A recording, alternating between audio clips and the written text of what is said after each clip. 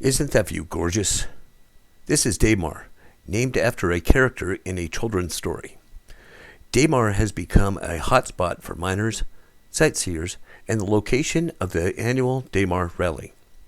In today's episode, we will visit this strange world and talk about its history and lore. And that episode starts right now.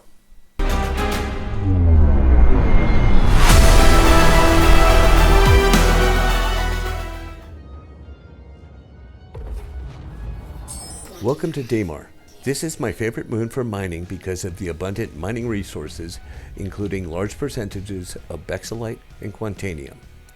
This video is the first of a series of videos Fist and I will be doing on locations in the Stanton system. Let's check it out. Named after the middle brother of three siblings featured in a 25th century children's tale, A Gift for Baba, Daymar is the largest of Crusader's moons. Its slightly eccentric orbit is said to represent his ease at getting lost in the story. Daymar has 2 artificial satellites, 6 orbital markers, and is affiliated with the UEE under the jurisdiction of Crusader Industries. The surface of Daymar is not habitable. It has a temperature range of -87 to 140 degrees Celsius and a thick, non-breathable nitrogen-methane atmosphere with trace amounts of hydrogen. It all started when Crusader and its moons were bought by Crusader Industries, except that the company was not interested in Crusader's moons, but only the gas giant itself. But Kelly Kaplan had taken it in her mind to convince visitors to Crusader to take the leap to the moons. Since space on the floating platforms was extremely limited, she had encouraged companies to locate to the surface of one of the moons, and thus increase traffic to those parts of the system. Companies had to adhere to strict environmental standards meant to preserve the natural beauty of each of the moons. Many of the companies felt the conditions too onerous and decided not to establish a base. In order to attract more visitors and businesses to Crusader's moons, Kaplan gave them names that everyone would recognize: Selin, Daymar, and Yela.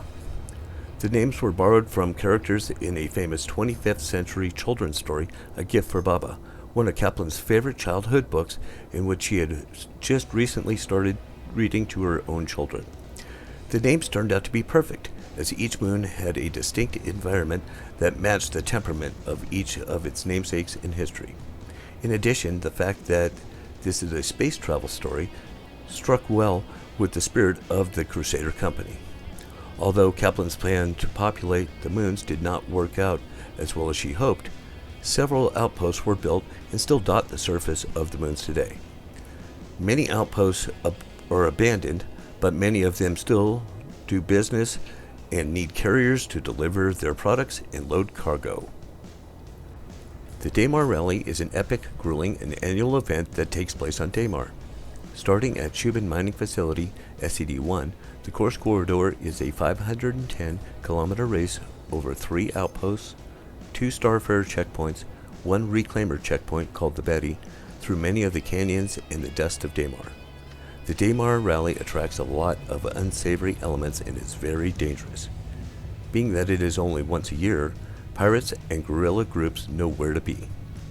Even before weapons are on, after the first checkpoint, there is still the risk of Daymar raider ambushes, pirate attacks, and opponent traps are common. Let's head on over to our first location on our tour, Brio's Breaker Yard. Welcome to Brio's Breaker Yard.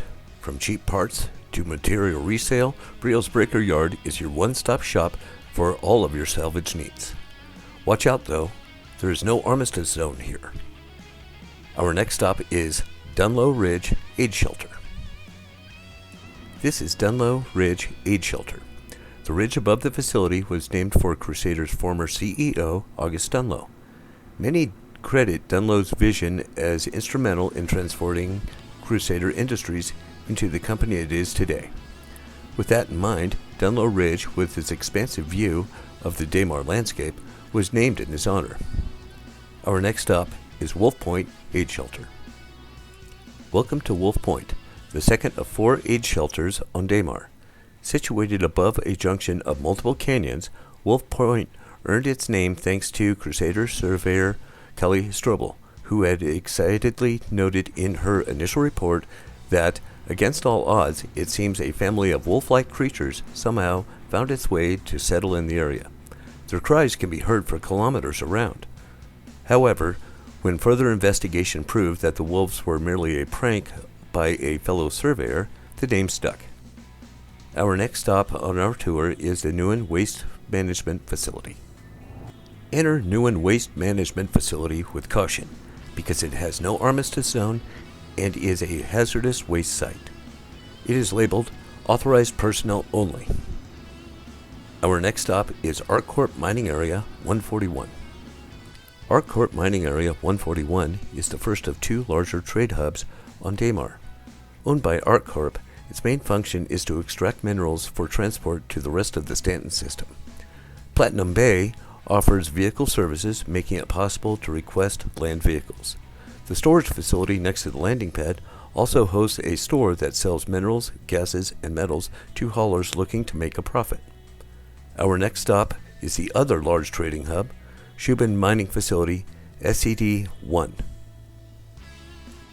Shubin Mining Facility SCD-1 is one of the biggest trading hubs on Daymar, and also the starting point of the Daymar Rally. Located 38 kilometers from Eager Flats 8 Shelter, the Shubin Interstellar-owned facility focuses on extracting minerals for the use throughout the Stanton system. This facility also offers a Platinum Bay vehicle service and a storage facility trading outpost. Our next stop will be Tandem Plains, another aid shelter. Tandem Plains is the location of another aid shelter. The Tandem Plains were named in honor of an advocacy agent, Krista Tamden, who in 2912 was killed in the line of duty after being ambushed while crossing these plains in pursuit of a suspect. Our next stop on our tour is Eager Flats, the fourth aid shelter. This section of Daymar became known as Eager Flats after an eccentric artist who called it home. Norman Eager gained notoriety in the 2920s for constructing a series of art installations so massive they could be seen by ships flying above the flats. Deemed ephemeral art by Eager, the pieces were not meant to be permanent. Instead, they were slowly degraded and buried by the moon's constantly swirling sands. Off to our next location, Bonneville Harvest Hydroponics. Bonneville Harvest Hydroponics is dedicated to growing the best nature has to offer. Crusader Industry commends Bonneville Harvest Hydroponics for their extraordinary response to those in need on Vega 2. Following the horrific Vandal attack on 29/45/10/5, Bonneville Harvest produced and donated more emergency food supplies for the Vega relief effort than any other outpost on Crusader's moons. This outpost's extraordinary sacrifice serves as a reminder that the UEE will always stand behind those who come face to face with the Vandal threat. Our next stop is Kudra Ore. Kudra Ore is a small independent mining outpost on Daymar's southern hemisphere. It sits atop an outcrop surrounded by a shallow, rocky canyon. Kudra Ore did use a mine, which is the location of the final stop on the surface of Daymar. Kudra Ore Mine is an abandoned cave on the surface of Daymar that was previously occupied by Kudra Ore. It can be entered from the surface for the purposes of hand mining Haydenite, Amphoryte, and Dolivine, as well as harvesting Rantadung and Moshi Plague. There are 4 other armor mines on Daymar. You can find them by accepting search and rescue missions when they are offered. Now let's check out the artificial satellites, starting with Comare ST-247. This is Comare ST-247, the designated communication satellite for Daymar. Don't get too close because it is government property and you can get in trouble for being here. Let's get out of here and go to the last stop on our tour, Kovlek's hub, Gundog. Formerly Kovlek's prime shipping hub for the system, Gundog suffered a catastrophic accident that resulted in an explosion and the deaths of all of the employees aboard the station. Kovlek has since abandoned their operation there. You will find yourself here on missions to complete box missions and investigations. Well, that's Daymar. Thank you for watching. Please hit subscribe, and we would love to hear what you have to say and ideas for our next location to visit in the comments below. See you in the verse, and happy mining!